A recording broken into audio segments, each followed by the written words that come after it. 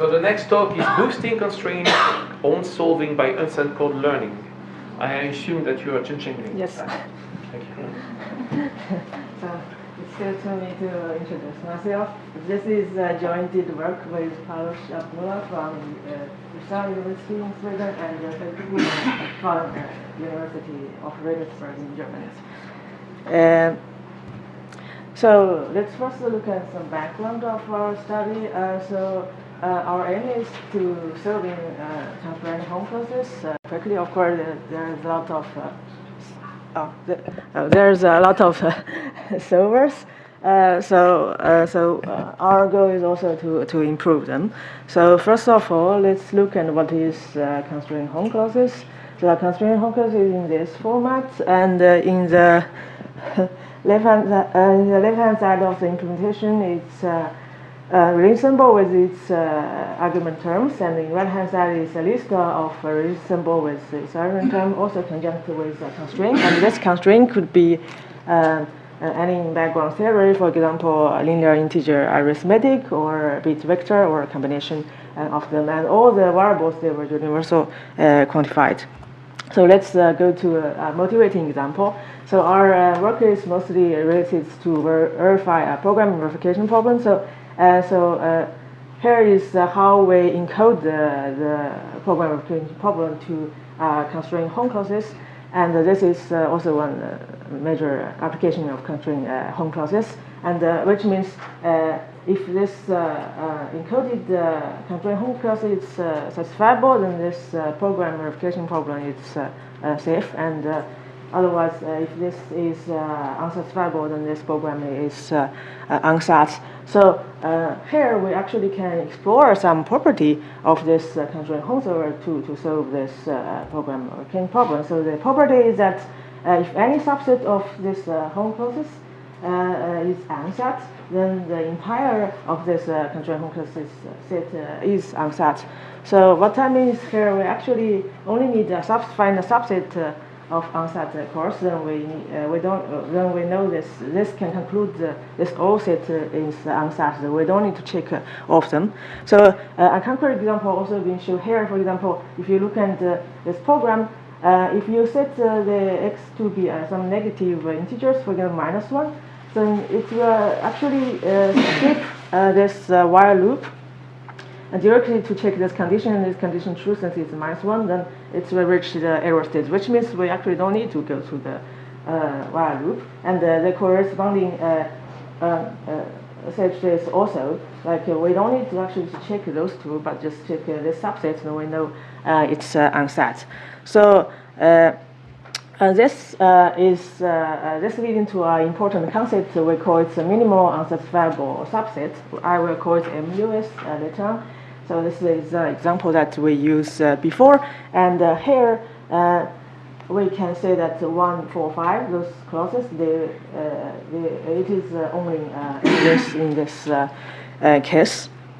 And this also motivates us to propose our framework. Our framework is about using a deep learning-based technique to predict the likelihood between MUs and guide the solver. So let me explain step by step. So first, a given constraint home sources, and then we'll pass this to graph neural network. Here you don't need to understand. I will explain you later, but here you can consider it's just a black box. Then this black box will give you a score for each of the clause here, like this, and the score means the likelihood of being MUS.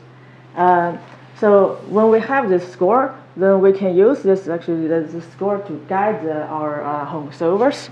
Then we hope in this way the home solver can solve the problem quickly. Then I will introduce you why this could help.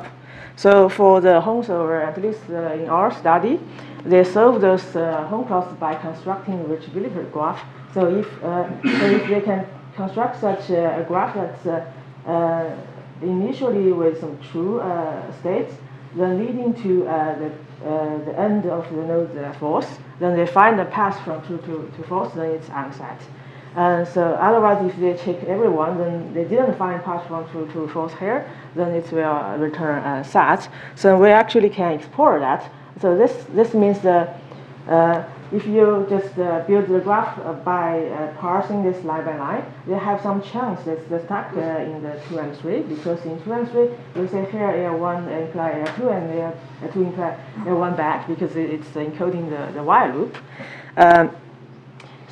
But if you know this score, it can order it by 1, 4, 5, then 2, 3. In this case, you just check this one first, then check this one, you draw the graph, then this one, then you already find the subset, so you don't need to check everyone. So what I mean is that the order of the home clauses matters for the home solver. So what we do is that we first predict the score, then we can prioritize those score according to the score in this way. So in the home solver, they actually store the constraint home clause in this way. Okay, so let's explain how the black box works, how they can predict the scores. First of all, also we have some given constraint home clauses like this. Then this one will first be sent to a server. If the server detects the unsat, then we actually can extract the MUs from this solved problem. So with all the MUSs, we can label them in this way. So if this clause is in this MUS, then it's labeled as 1, otherwise labeled as 0. So when there are multiple MUSs, then we first union or intersection or do just select single one of them, then we label it as this way. After we extract the training model, training data, then we're going to show you how we train this model. So to call any deep learning-based neural network, we first need to think about how we represent our target like this. And so here we choose the graph to represent that, because we think graph can capture the rich structural information of constraint home clauses, and this is the most natural way to represent them. Then next step, then we will use graph neural network to handle this graph representation, and in the end we will translate all the prediction back to here. So I will show you step by step. So in the graph neural network, we were using node classification. So first of all, let's look how we represent this graph, represent this home clauses by graph. So here I just gave you some sense of how this clause can be encoded as a graph, but I will not go to all the details. But what you can say here is this graph encodes the first 3 clauses. I didn't draw all because we don't have space there. And in this graph representation, first of all, it's a hypergraph, which means there are many hyper edges here. So the diamond shape here is actually not nodes, they were just hyper edges, which connect more than the binary edge. For example, this one connects actually to 3 nodes. Then all the class actually being encoded in this hyper edge way. For example, the class 2 here, they have an implication from L1 to L2, so they were connected to hyper edge in this way. And for the constraint like x larger than 1, it is represented by its abstract syntax tree like this way, then connects back to its class.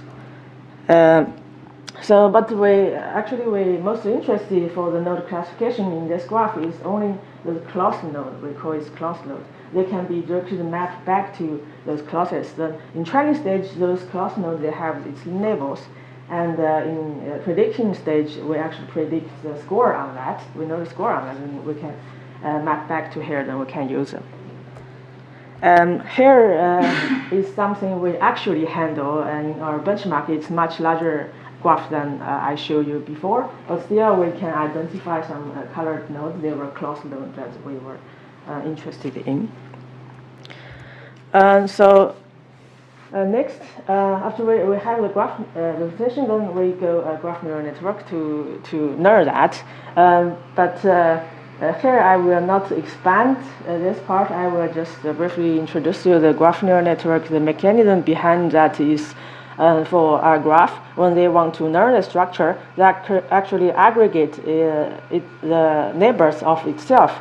So then they do it iteratively, so they can aggregate n of neighbors to itself. So this aggregation make this node know each other nodes the information also, because they pass from its neighbors, they also know the structure of all the nodes. That is only I can simply say. So as I said, the graph neural network itself is just the concept for a set of neural network, but for us, we use a specialized graph neural network called Relational Hyper-Graph Neural Network, which is our first work. And this graph neural network is specialized to handle different types of hyperedges. As I showed before, our graph representation, they were hyperedges, so they can use this one to handle them. So until here, we already show you how we build this black box. And until here, we already assume we already have the score, which represented the likelihood of being MUs. Let me show you how we use the scores back to the solvers. So to use this back, we have actually three ways. First way is just use the score alone, just as I show you, we just prioritize by its score. The second way is actually the Hong solver that we use. The actually original has its prioritized strategy to prioritize the Hong classes. We can numerically combine both by just add and subtract our score with the original score, and we tried many combination of them. Another strategy is like we're shifting using between MUS score and original score, which means we have two queues. One queue is sorted by MUS score, another queue is sorted by this original score, then we use it interchangeably. For example, the ratio is 50-50, and then 50% use this one, 50% use that one. So that's all our framework. And so now I'm going to show some experimental results, but before I need to tell you how we handle the benchmarks, because this is important for deep learning based framework. So this benchmark is coming from CHC-COMP. So we use the benchmark underneath the linear integer arithmetic problems. Then they consist of 8,000 of them. So we divide them to 90% to 10% uniformly. Then this 90%, first we feed it to some Hong solver. So it will give the result Unsat, Sat, or timeout. Only Unsat one that we can extract the MUs, so we're only interested in this part. And so we also use the Hong solver to extract its MUs and to be used as training and validation in the end. But we have a lot of benchmarks, they actually were not available because those problems, they were too trivial, or because those problems we time out when we extract the MUs, or because the graph was too big. For example, 10 million nodes, which is too large for our small training data, so we just discard them. So in the end, we have this number for training, and for evaluation, we have 383. And we do the same for nonlinear ones, which is another set of benchmark, which also consists of this 8,000 sub-problems. I mentioned a lot of Hong solvers, and beneath this code, we actually use two algorithms. One is called counterexample Guided Abstraction Refinement based, another is symbolic based. But here, you just need to remember the abbreviation is CEGAR and SymEx. And I will show you the final results. So this table, the number of this table here is actually shows the improved percentage compared with the original algorithm. So, for example, here we use the measurement of the number of solved problems. So we have 4.1 improvement compared with the original CEGAR in terms of number of solved problems, and 1% of improvement using this SymEx. Another measurement is average solving time. So we have 3.1 improvement for CEGAR and 1.3 for SymEx.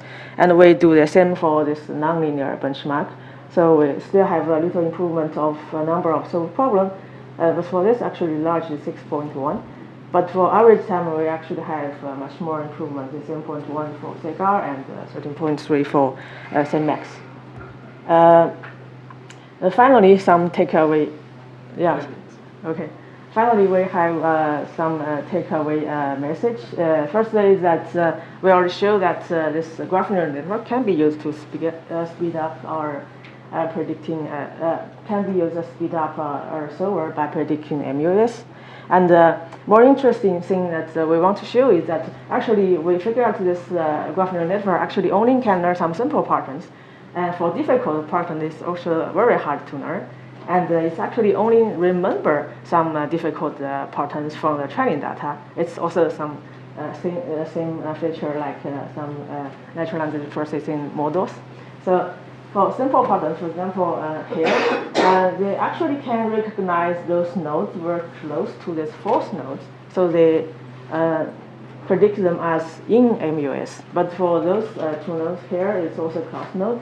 And because it's far from it or not attached to this path to the false, and its predict is not in the MUs. So there's some simple pattern we actually can recognize. So for difficult pattern, for example, if we want to then learn to skip some intricate while loop through some long distance variables, actually it's impossible. But still, they show sometimes they can learn from super huge graph. As I said, we think they just remember some difficult problem instead of generate them. That is why we think our experiment result it is limited. Yeah. And finally, just to future work to show. One is that now we just first predict all the scores and feed back to the algorithm, but we actually want to do it more interactively, which means in each iteration of the algorithm, because they are facing different states, we want to feed that state also to the graph neural network, then get some real-time feedback from the graph neural network. In this way, we think it would be better. Another way is we want to add attention mechanism to improve our graph neural networks, which is more about deep learning part. So that is all my presentation. Thank you very much.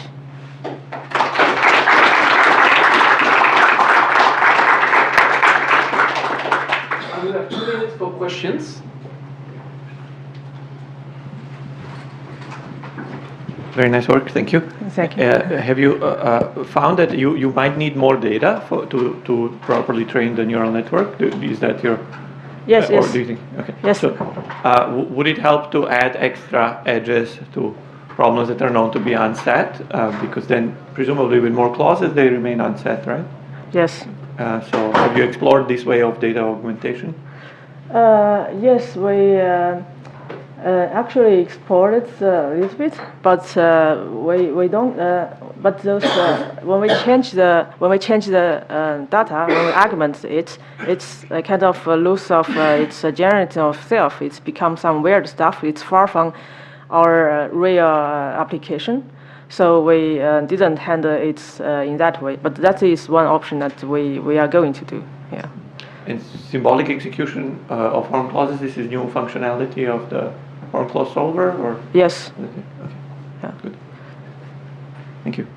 And the additional for that question, actually, this is very great. And because now we consider there were 2 categories of problem. One is that we can train from only small data sets that we make this model smartly. And one is we train it in huge data sets, which we don't have such a capacity of computer power, to be honest, to do such large learning, and there is some risk to do so, because if you do it in that way, as I said, the model maybe only remember some difficult pattern instead of generate that. Actually, I think there is no proof that nowadays, even for large models, they can learn such difficult problem by generating them. They just remember stuff. So that is why we also actually more interested in use only a smaller set of data to train some smarter model. We think this is more challenging way. And if only when we see some indication that is working, that's smart enough, then we can expand, as you said, the argument. That would make more sense. But we are not reached that stage yet. Yeah. And the next speaker come. While the next speaker is coming, I have a short question. Okay. Have you tried doing variants of your models using some logic transformation that preserve equivalence, but that may present difficulties for the pattern recognition. And can you comment on the robustness with respect to that? It's possible. I would say we consider that we want to we want to.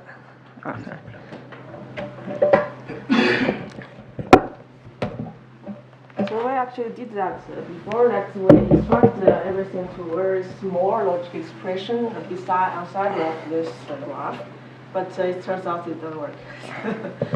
Maybe the way that we extracted it is in bad way. So.